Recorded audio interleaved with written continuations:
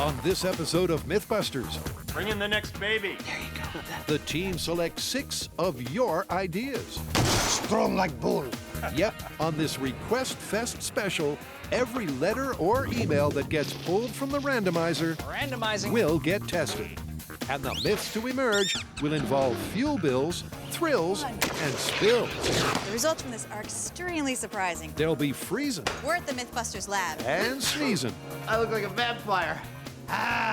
tuxedos and tantrums. So cover your mouth, buckle up, and find out if Lady Luck has picked you. All right, it's party time. Who are the MythBusters? Adam Savage Put something into it, man. and Jamie Heineman. Is that hot enough for you? Between them, more than 30 years of special effects experience. Joining them, Grant Imahara. I'm alive! Carrie Byron That is messed up! and Tori Belleci. Let's torch this thing! They don't just tell the myths, they put them to the test.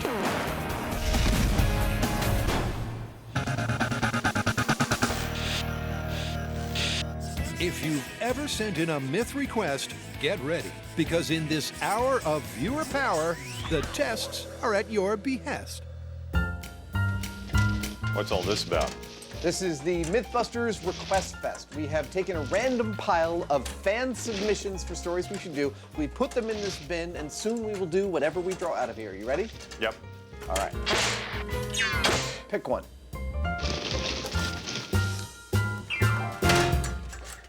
What does it say? Dear Mythbusters, can a super secret agent spy arrive at a fancy party via scuba, unzip his dive suit, and emerge party ready in a spiffy tux? Spiffy. I've seen this several times and I want to know if it's possible. Your biggest fan, I can't read the signature.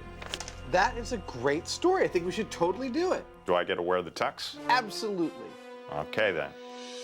It's a classic cinematic costume conundrum. The super secret spy slips out of the water and unzips his dive suit, revealing an immaculate tuxedo. But can a scuba dive arrival really leave you high, dry, and ready to party? So what do you think the plan is? It's easy. One of us scuba dives to a party and the other one arrives by normal means. And then when we get there, an impartial judge sees if both of our tuxes pass muster. Exactly.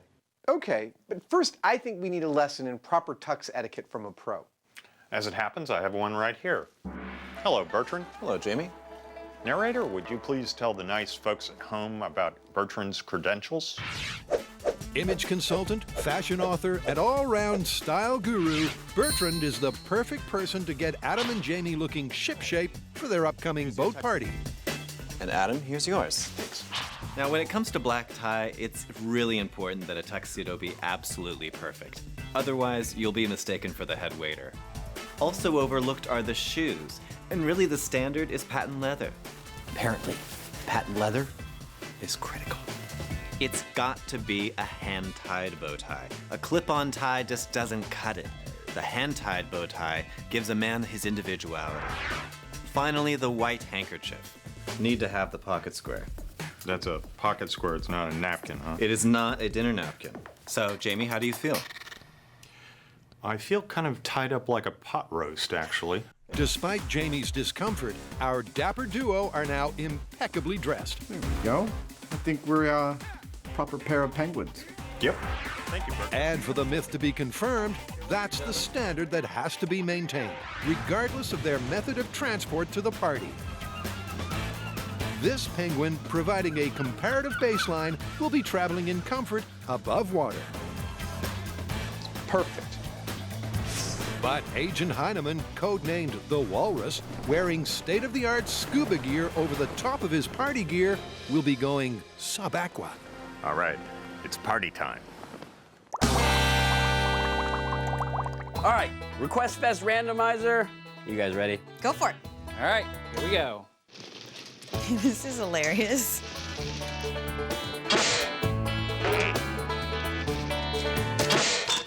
Okay, this letter says, "Hey guys, I heard that if your car tires are slightly deflated, only by a few PSI, your fuel efficiency could tail off massively. I drive a lot, so I'd really like to know if that's true. Yeah, we get this one a lot, but you know, that's only half the story. Yes, there are some people that say if you have lower pressure, you get lower mileage. But there are other people who say if you overinflate, you get better mileage. A fuel efficiency myth, I love it. Everybody loves to save money.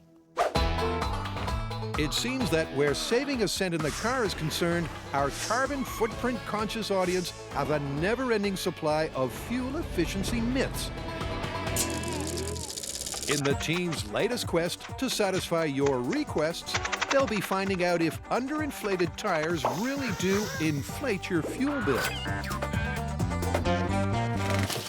All right, well, why don't we do this? We'll take a car, we bypass the fuel tank, we'll install our own fuel cell, one that we can remove and weigh so that way we know exactly how much fuel we're using during these tests.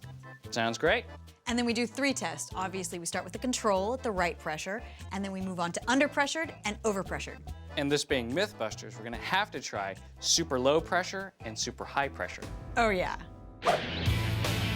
So to test the randomly selected viewer request, the team demobbed to a remote location where the designated driver is Karen.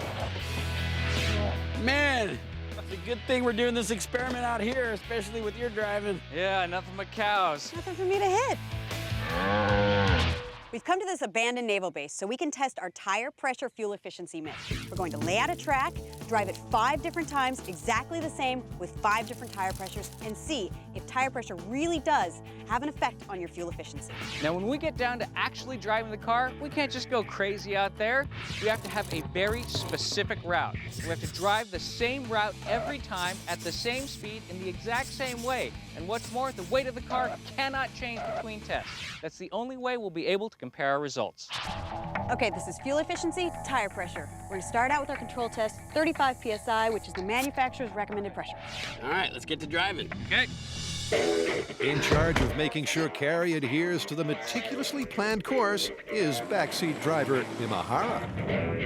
All right, stop sign coming up. You're going to stop and hold for 10 seconds. Each of the requisite stops and periods of acceleration are carefully timed to ensure consistency between the runs.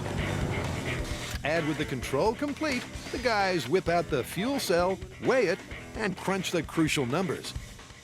All right, so that is 8,916 grams. Okay, well, let's take it down to 10 PSI and do the test again.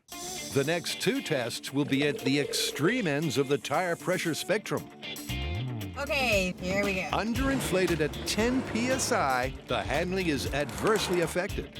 We are now at 50, and it actually feels a little squirrely. But the team complete the identical circuit safely and move on to the extreme overinflated test, 60 PSI. Hit it. Overinflation to this degree is obviously not recommended. In addition to risking a dangerous blowout, the tires will wear unevenly. But according to some fans, it's supposedly more fuel efficient. Now, I get the reasoning behind this. It makes sense. Okay, so you fill your tire to 60 PSI, you're getting less contact with the road because the tire is bulging. There's less of a footprint there. You're getting less rolling resistance, and therefore, you're possibly getting better fuel efficiency. That's the theory, but the number crunching will have to wait, because on the next 2 tests, the guys are working within real-world parameters of 15% above and below the control. I feel like we've been here before. Let's get to the results. Okay, what do we got? Okay, so for the plus 15% overinflated tires at 40 PSI, we consumed 6.2% less fuel. Makes sense. And in the case of the 15% underinflated at 30 PSI, we consumed 1.2% more fuel.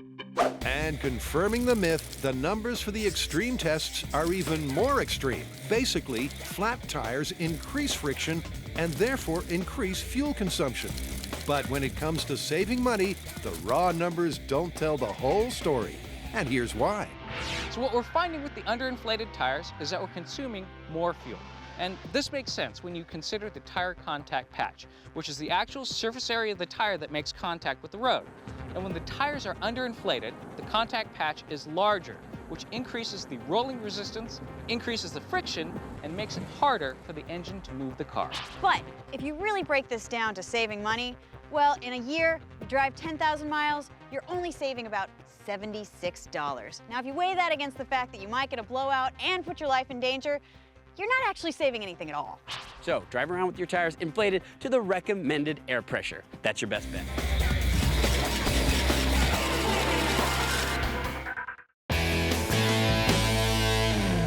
This is the fan-inspired Request Fest special. And Agent Heineman, wearing his tuxedo underneath his dive suit, is on his way to gate crash a boat party.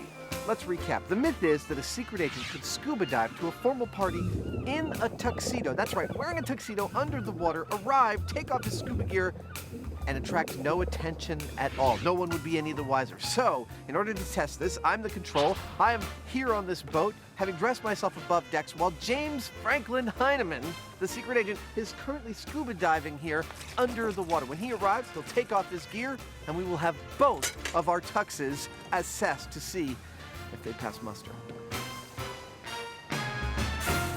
Any minute now. And the challenge Jamie's facing is a spy-worthy 40-minute swim at a maximum depth of 60 feet, covering almost a mile. A tough task for an unrumpled tux. One Adam thinks is beyond Jamie. Well, Mr. Heineman has 5,000 some odd dives under his belt. I will wager this is a first for him, and I will further wager that it's not going to work very well. I think he's going to come out of the water, and his tux is going to look like not only did he spend 3 days in the rain in it, but he slept in it every single night. Right on cue, our man of action surfaces and slips out of his dive suit. And incredibly, the initial impression is Agent Heineman is not just completely dry in terms of seawater and sweat, but unflustered and suitably dapper. Mighty respectable. I'm blown away. Your suit looks fantastic. I gotta say, this story falls into the realm of the "Are elephants afraid of mice" category. I thought we'd throw Jamie in some scuba gear, throw him underwater, and he'd come up and we'd laugh about how horrifying his tuxedo looked. But honestly, he looks fantastic. He's not only dry as a bone, but I have a hard time finding anything wrong with this entire getup. But the final decision is down to the keen eye of our style guy. All right, well then the million-dollar question is, would Jamie pass muster at a formal gathering? I would say absolutely. Absolutely. Confirmed it is. Nicely done, Agent Heineman. Thank you, Bertrand. You're very welcome. All right, let's crash a party. Absolutely. Well, the dry suit did its job. It kept me dry. In fact, I'm a little too dry right now. I think I'll go have a martini. To science. To science.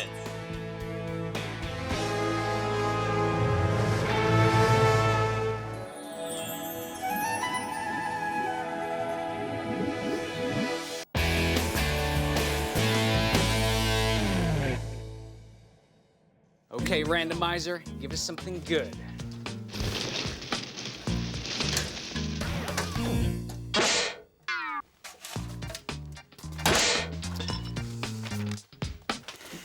Okay. Hi guys, in the past you've done shows about whether certain everyday items are bulletproof or not. Well, I've got 3 more for you that I've read about recently. 1, a hair weave. What? 2, a laptop. And 3, a fridge door. Okay, now that is random. Wait. He has also got some links to the relevant newspaper articles. All right, well, why don't we look at those links? We'll collect the ingredients and go out to the gun range. Perfect. This is gonna be fun. Thank you, Tom Kenny of New Hampshire. Yep, thanks to our eagle-eyed viewer, the team will lock, load, and take aim at these 3 separate claims. Will a spray of 9mm rounds really be stopped stone cold by a fridge? Is it possible a hair weave would stop a .40 caliber pistol dead in its tracks? And could your laptop really block a point-blank blast from a shotgun?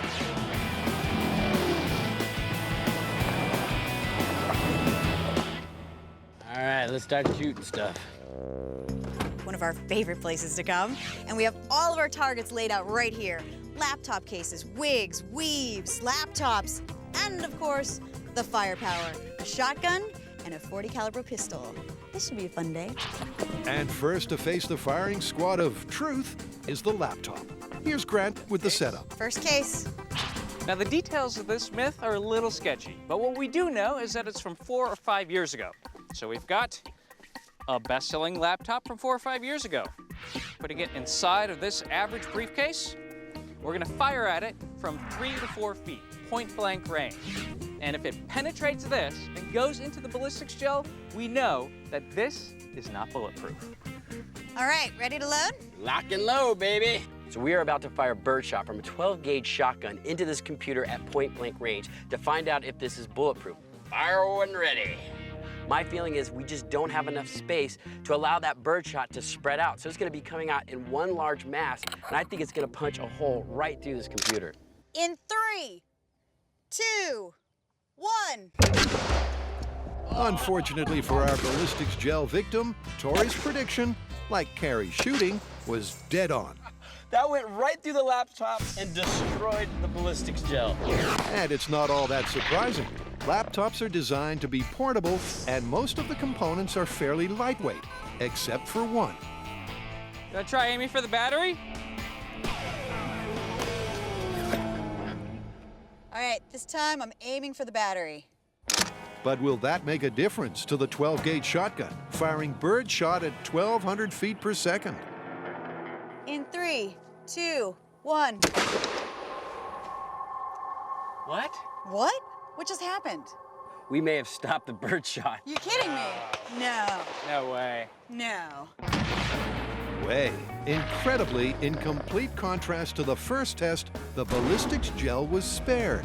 There is no exit wounds on the bag. I mean, if you had the computer in the right position when the guy fired the shotgun, you would probably stop those birdshots.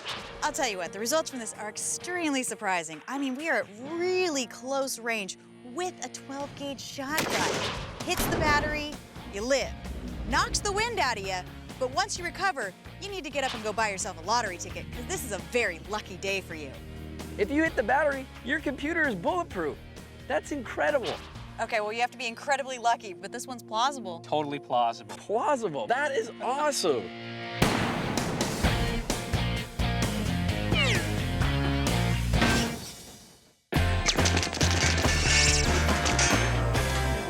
All right, my turn.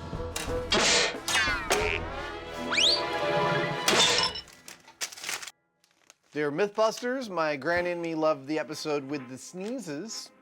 But can you please tell us the safest way to sneeze without spreading germs? Sincerely, Thomas. I think we can totally do that. Yeah, we can do that. Yeah, too. The Mythbusters have sneezed for science before, which made for some rather unpleasant viewing. Oh, there's a little silvery booger there too, right on his big old stash. So remember, you've been warned. Now we're going to be testing some techniques for stopping sneezes from spreading their wares, their germs, their bacteria, and that's what this rig is set up to test. Jamie and I will wear white suits, like I'm wearing now, and stand here at the apex, and we will sneeze. Of course, our mouths will be filled with colored liquid like before. We're going to try and prevent the spread of that sneeze with 3 different methods. 1, open hand, Hatsoo! 2, into the elbow, Hatsoo! And 3, something no gentleman should be without, a handkerchief. Hatsoo! We're gonna be looking at our suits and on the floor to see which one works the best. And first up for our connoisseurs of colds is the hand over mouth technique. All right, sneezing into the open hand. I'm predicting this is gonna be kind of a horror show. A swig and a sniff later, That's one. Yeah. Oh, there's another one coming. for each style, they're going to unleash a sample of 3 sneezes. Oh, it looks horrible, doesn't it? I look like a vampire. Ah! Adam's face is a picture, but it's the canvas that tells the real story. I see spots up to 8 feet away, dude. Yeah, it did spread quite a lot, but there's a lot of markings here. So I'd say single hand, not so good. Yeah, not so good. Not so good, and then some. Even with his hand directly in front of the oncoming sneeze, Adam can't begin to contain the explosion. Now, I'm pretty clear that sneezing into your hand is meant as a courtesy to those around you to keep from spreading your germs onto them. And as far as I can see, it's quite effective at doing exactly the opposite. I noticed there's almost no red dye on me at all, and crap loads all around me. If I was on a subway, I'm Typhoid Mary. With the hand getting the thumbs down, can the elbow do any better? To find out, it's over to Jamie, and he'll be sneezing in green. Now, we wait for the sneeze to take effect on Jamie's Hoosier nose. Slowly, it irritates the cilia inside. And with the cilia salivating, one down, 2 to go. I think I'm starting to like this stuff. 3 sneezes. Awesome. 3 sneezes later, and the results are very impressive. Yeah, I see only 2 droplets and 1 on your shoe, and let's look at your elbow here. That's totally localized to you, man. And you know what? It's all on my arm and not on my hand, so I'm not as likely to spread it around. Yeah, doubly effective. Hands down, the elbow is a highly effective technique, with virtually the entire sneeze contained on each of Jamie's sneezes. But can the humble hanky do better still? Well, it's back to Adam, and for this final test, he's sneezing in blue.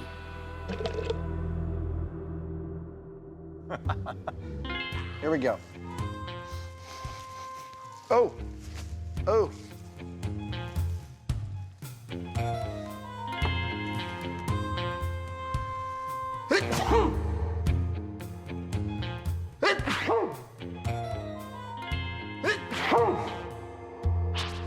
How did we do? I see a tiny, tiny, tiny, tiny, tiny dot of blue there. At first, it seems like the hanky may be victorious, until... I see some on the hanky. And look, it's penetrated all the way to both sides. It's penetrated both sides, and perhaps most damningly, ooh, it's on my hands, ready to spread to the next person whose hand I shake. The sneeze seeped through the hanky, contaminating Adam's hand, making it a pretty poor technique. And it gets worse. Let me make one more thing clear about this hanky I'm holding here. Imagine, achoo, achoo, achoo, you sneeze in it all day long, and you keep on putting it in your pocket, pulling it back out, giving people change from your pocket, handing them your pen, handing them your phone, talking on your phone, spreading germs. Yeah, it's not just a Rorschach test, it's a petri dish.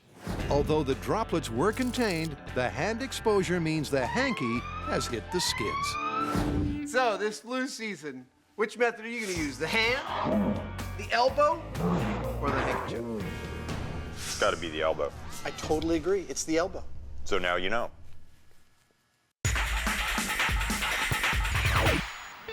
Carrie, Grant, and Tori are tackling a trio of ballistic tall tales. They've already got proof a laptop could be bulletproof.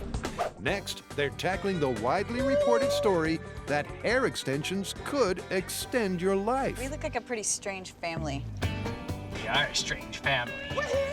Since our bulletproof hair weave myth was ripped straight from the headlines, we're lucky enough to have a few details.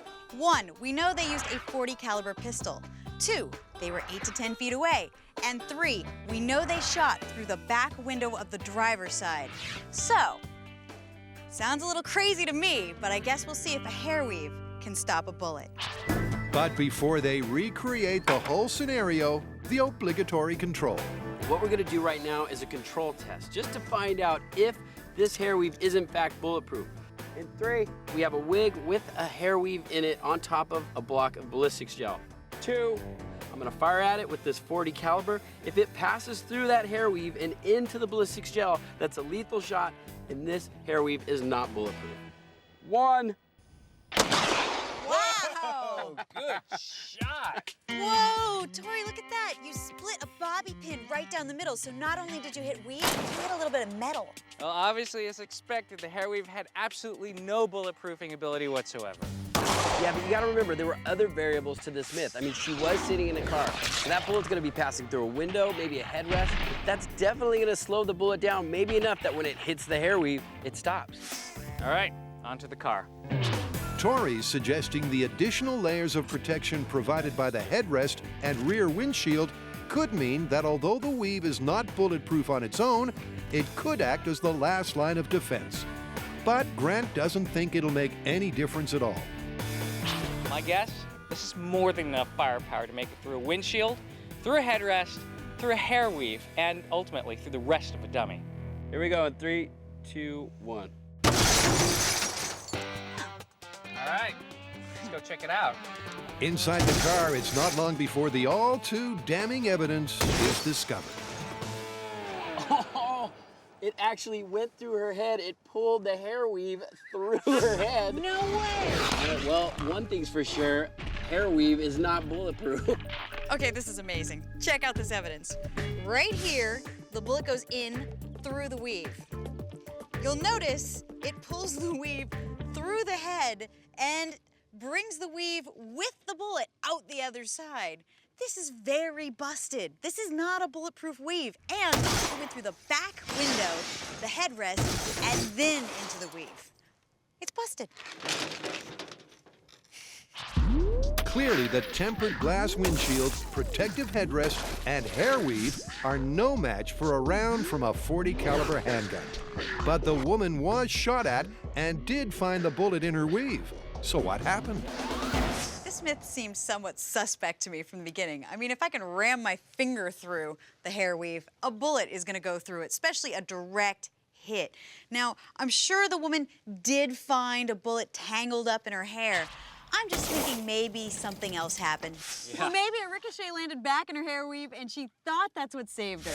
Yep, the likeliest scenario is the bullet ricocheted around inside the car before winding up in the weave of the intended victim. But however it happened, there is only one outcome for the myth. Now, on the surface, it might seem like this could be plausible. I mean, bulletproof vests are made out of a woven material. A hair weave is made out of woven hair. The difference is that a bulletproof vest is woven out of Kevlar, a synthetic material that's much stronger than human hair. At 990 feet per second, a bullet traveling along, we found that it went through not only one, but 2 windshields, 5 inches of hair, and the head. You know what? This one is busted.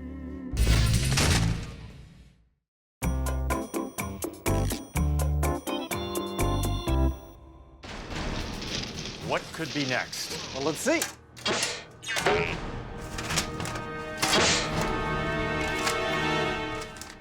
Dear MythBusters, I've often heard people refer to something they think is easy as being like taking candy from a baby. Here's what I want to know. Is it really that easy to take candy from a baby? Regards, Childless in Ohio. I've kind of wondered about that myself. And it's just like you to wonder that. It's a familiar phrase that supposedly illustrates a simple and easily achievable task. The idea being that the baby is defenseless in the face of mean, mustachioed candy grabbers. But how are Jamie and Adam, once he's had a timeout, going to test it? So how are we going to measure how difficult it is to take candy from a baby? Well, the first thing that comes to mind for me is grip strength. There we go, that's what I'm looking for.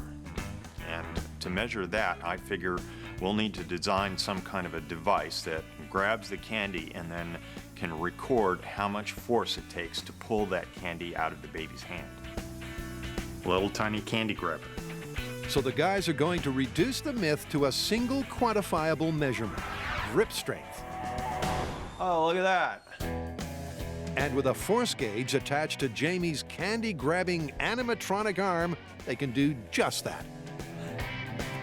Basically, each of the babies, ranging in age from 6 to 18 months, will be given candy, and then Jamie will see how much force is required to take that candy from their sticky, supposedly helpless little hands. What do you think? Think it's a good height for grabbing? Seems about right. Well, so if we're gonna test this thing on some real babies, we should get a baseline. How easy it is to pick up candy. Is that why you have that thing? Yeah, I found this kid in one of your boxes labeled babies up there and thought we just place a lollipop on his chest, you pick it up. What could be easier than that? Okay. He won't give you any resistance, will you? As it turns out, not much at all. Got it. 0.08. 0.08 of a pound. Yeah. All right, so that's our baseline. That is the easiest possible thing to do just to pick up the lollipop. Yeah. Anything we get more than that is resistance from a nasty little baby. Cue the first baby. Hello? Hi. How are Lily? you? I'm Lily. And this is This is Cole. Our first test subject, Cole here, is just 6 months old. And with a little prompting from Adam, he soon grabs hold of the sweet stuff. That's it.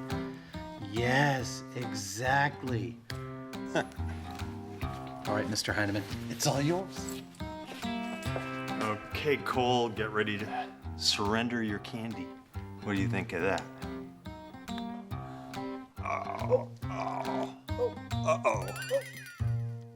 Wow.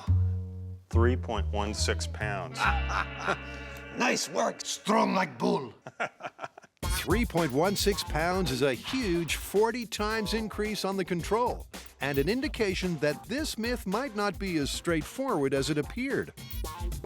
Bring in the next baby.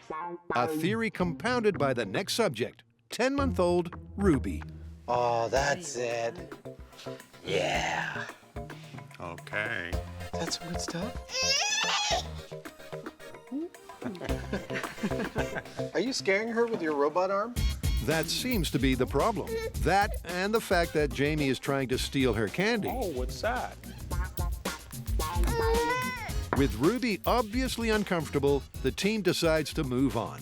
But it should be noted that by utilizing her key baby power, crying, Jamie failed to relieve her of the candy. Maybe it's not so easy after all.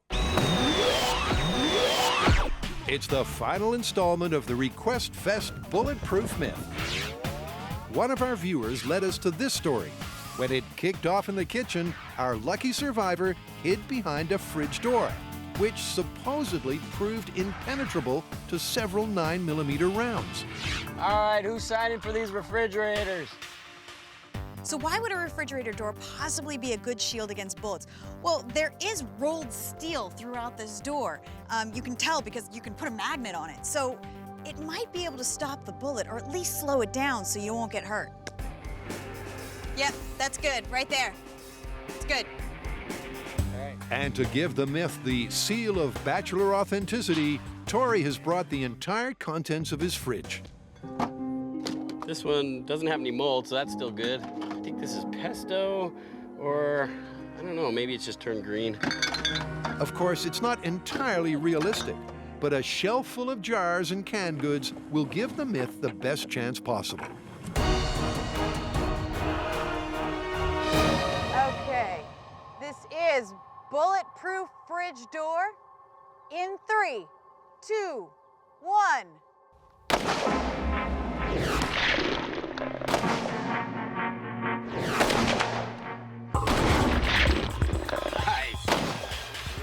Nice shooting, Tex. Good. Now, I saw stuff flying. I don't know about you guys, but I don't think there's anything bulletproof about that refrigerator. Well, I'm not hiding behind a refrigerator next time I'm in a gunfight, okay? Let's go take a look. check it, yeah. Oh! That's crazy. I would have to say those are lethal shots. Yeah, check this out. Plastic from the door. Now that looks painful. Not just painful, lethal. The ballistics gel is riddled with 9mm rounds, plastic shrapnel, glass shrapnel, and mustard, leaving the myth busted. But the guys aren't giving up just yet. Metal in the door is pretty thin. Is that all there is to this door? Some metal and a little bit of plastic? I think it's just the cover here.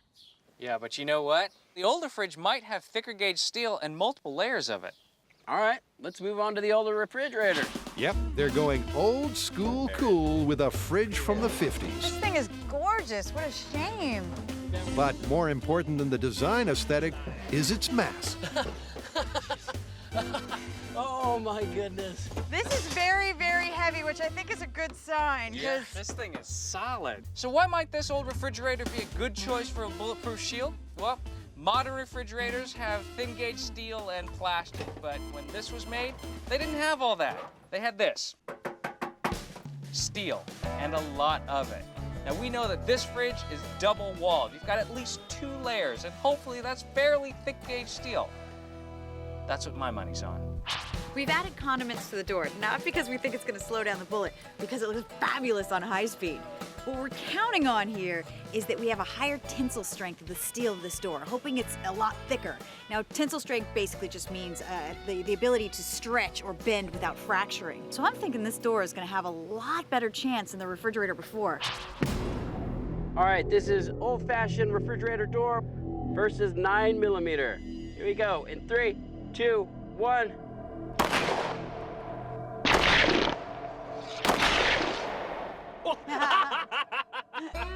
Looks like it went through. Yeah, I think so. Damn. Yep, the evidence has cooled the team's optimism. The old-fashioned fridge, like the modern one, has clearly failed on the bulletproof front. Now that is a shot. Look, through the door, through the condiments, and hitting the aluminum bar. These doors are not stopping these bullets. Those were 9mm rounds. I mean, they weren't even magnets, and they still passed right through. I thought we had some hope here, but this is all busted. Gotta say it's busted. Totally busted. We ruined a fridge for nothing.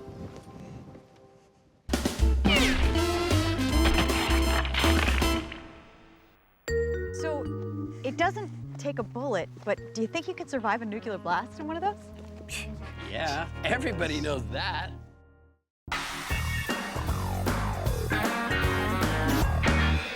It's your turn. All right, spin it up. All right, randomizing. Okay.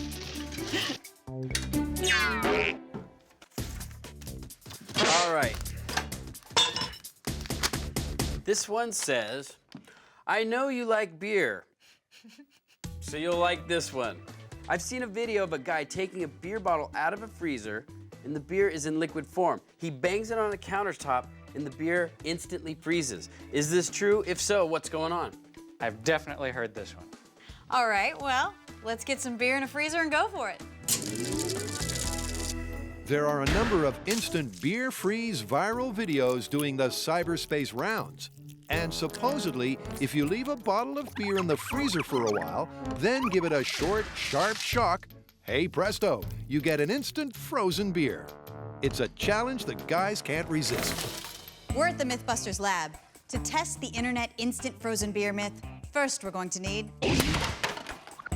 Beer. And furthermore, it has to be in a glass container and at the right temperature. And then we'll take the bottles of beer, stick them in the freezer for different amounts of time to see exactly how long it takes to get an instant beer freeze. With varying reports on the duration and temperature required for successful insta-freezing, the guys are covering their bases. and experiment begins.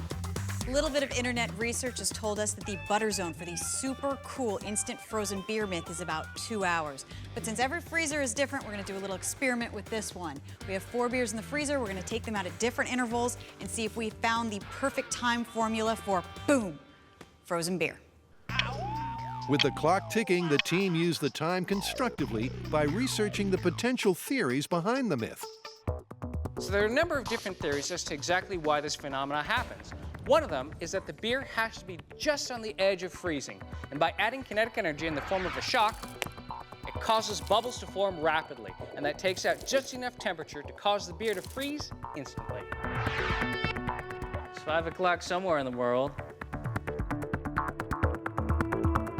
Another theory is supercooling.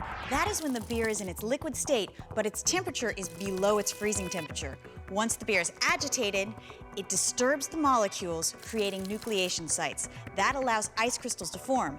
Those ice crystals have more surfaces for more ice crystals to form, creating a cascading effect that will solidly freeze this beer. Both of those theories depend on the beer being at or below its freezing point, All right, it is time to pull the first beer. which is somewhere around 32 degrees Fahrenheit. Okay, beer number 1, 2 hours. All right, smack it. You ready? Wow, I think you broke the beer. You almost smashed the bottle. All right, should we check the thermal camera? Yeah. Okay, I have 44.1 degrees. That's not even close to being freezing. We gotta leave it in there longer. Okay, next beer. Let's wait for the next interval. With the time-lapse time machine in full effect, it's time for the next test. You guys ready for 2.5 hours? Yep, smack it. Here we go. 1, 2, 3. But the mythical instant beer freeze is proving elusive. Thermal camera is reading 39 degrees. Still not cold enough. And even at 2 hours and 45 minutes, with the beer right at its supposed freezing point, Okay, we're actually at 32 degrees, so this might work. All right, At freezing, right? you ready to smack it? Yeah, let's do it. there's still no sign, which rules out Grant's theory that, on the point of freezing, the formation of bubbles suddenly reduces the temperature and a tipping point is reached. All right, this beer has been in the freezer for 3 hours.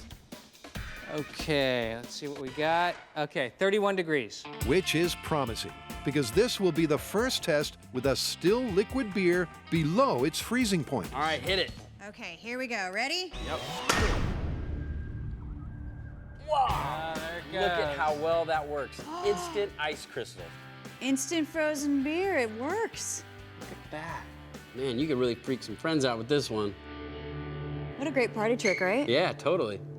Watching the beer go from liquid to solid is really, really beautiful because it just grows like those little sand crystals that you used to have when you were a kid, and it just fills the bottle up. It's one of those really cool experiments because anybody can do it. You can do it at home. It doesn't need explosives or professionals around. It's just a beer.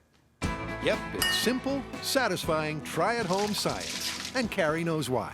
So it looks like the winning theory here is supercooling. We have the beer at its liquid form, but the temperature is just below freezing. When you agitate the beer, the water molecules are disturbed, ice crystals start to form on nucleation sites, which create more ice crystals, which create more ice crystals, cascading, creating a slushy beer. Well, it works. That's one for the internet. That's cool. Well, does it have to be beer? I wonder if this works with other things. And in a blur of beverage bashing, Carbonated lemonade. the team satisfies its curiosity by trying a whole range of soft drinks. Cool. Guess it doesn't have to be beer. Okay, so we've been through all the combinations, and what we found to get your own instantly frozen beverage is really interesting. Number one, it doesn't have to be beer. It can be a carbonated fruit drink. I want that. That looks delicious. It doesn't even have to be carbonated. It could be a non-carbonated sports drink, and it will still work. It doesn't have to be in a glass container. It can be in a plastic container. Wow. Pretty cool. Now, what we found for all these beverages is they have different individual freezing temperatures. The key is that we're supercooling them. We're getting them to lower than their freezing temperature, which is somewhere around 27 to 34 degrees. If you do that and you hit it, you have instant frozen beverage. So it looks like this one's confirmed for a lot of things. Yeah, as long as the drink is at the right temperature, you hit it with enough force, you'll get an instant freeze. And it doesn't even have to be a beer, and it doesn't have to be in a glass container. That's amazing. So what are we gonna do with all this experimental beer and slushy drink we've got? I got an idea. Yeah.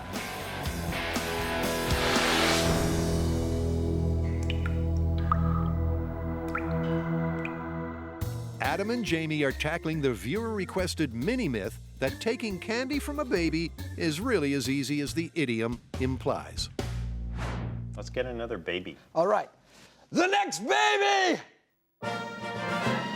Meet Annika, and at 14 months, she appears to have a candy retention skill that the younger kids don't have: evasion. Oh, that's pretty good. Oh, she's crafty. Monica, you're being excellent test subject. Yeah. She's totally chill. You are doing great. Good job, Annika. We're encountering resistance from these babies in the form of evasion. They're not being as docile as we had hoped, and they are holding the lollipop away from Jamie's test equipment. These babies are crafty, but I think we can outsmart them. She wants to hold on to it. Oh. But as it turns out, round here, the babies are smarter than the TV hosts, because Annika decides to pull out the biggest gun in the baby arsenal. Nope, now she sees you. Guilt. You've gone and scared her. Oh. I think we have to give her a little while here. I think oh, so. Sweetie, it's totally okay. It's totally okay. With Adam and Jamie on the back foot and Annika still in possession of the candy, the guys are forced into a change of tactics. There we go. Looks like a charm. Given that the babies don't seem to like this mechanical thing coming in close to them, I've tied a string on it to be able to remove the candy more remotely and yet get the same grip strength measurement. And once Annika gets a good hold, her and Jamie begin a tug of war. Take it. Oh, ooh, ooh. Just like the candy's leaving me. What's going on? Keep on, keep on. 1.08 pounds. Oh, she doesn't want to let go. Oh, sweetie. Jamie, keep taking it. Come on. We got Okay, candy. I think she's done. Oh, sweetie. Hey, don't take my candy. That was very well done. I feel terrible. Well, at every stage, these clever babies are vexing us. Not only is it clear they want to hold on to their candy, and they don't like Jamie's robotic grabber arm, which, who would? But they cry when you take the candy away from them. I wasn't prepared for how difficult that would be to hear. Say, give me my candy back. Oh, there you go, sweetie. There you go. There you go.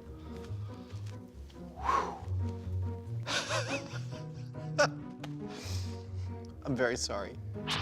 So Adam and Jamie were successful with a force reading of 1.08 pounds, but guilt-ridden, which means it's time for the final test. Frankie. Our 18-month-old baby was a little bit difficult at first. She was a little shy, took a little time to acclimatize to the crew, the big camera, the microphone. But once we got her out of the chair, which she definitely didn't like, and into her mom's arms, she actually warmed up a fair degree. I think we're close. Okay, here I go. Willing to take a lick of the lollipop, liked it a lot, didn't want to let go of it, gave us a pretty good reading. Oh my goodness. Uh-oh, it's like fishing. Oh, I got a reading. 1.79. Oh. Oh, lollipop broke. Give you a high five. Awesome. I got a reading. That's a result. And that's a wrap. Bye, Frankie. Bye-bye. Which means it's time to ponder the results. While the youngest baby registered more grip strength, the older babies seemed more inclined to use strategy to resist, and they wouldn't even let me get a hold of the candy in the first place. There you go, yeah. So, what according to the myth should have been a simple task, the easiest task of all, simply wasn't. Evasion and guilt strategies made it tricky and at times very difficult. I feel terrible. But ultimately, the experiment was designed and executed to compare grip strength. So the final result comes down to the numbers. So where does that leave us? Well, if you remember our control, it took 0.08 pounds of force to just lift our candy. When you average the grip strength across all the babies we tested, it came in at a shade over 2 pounds of force to take the candy from them.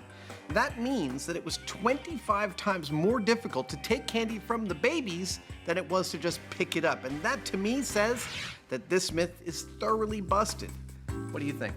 I agree. Now get out of the stroller and give me my monkey back.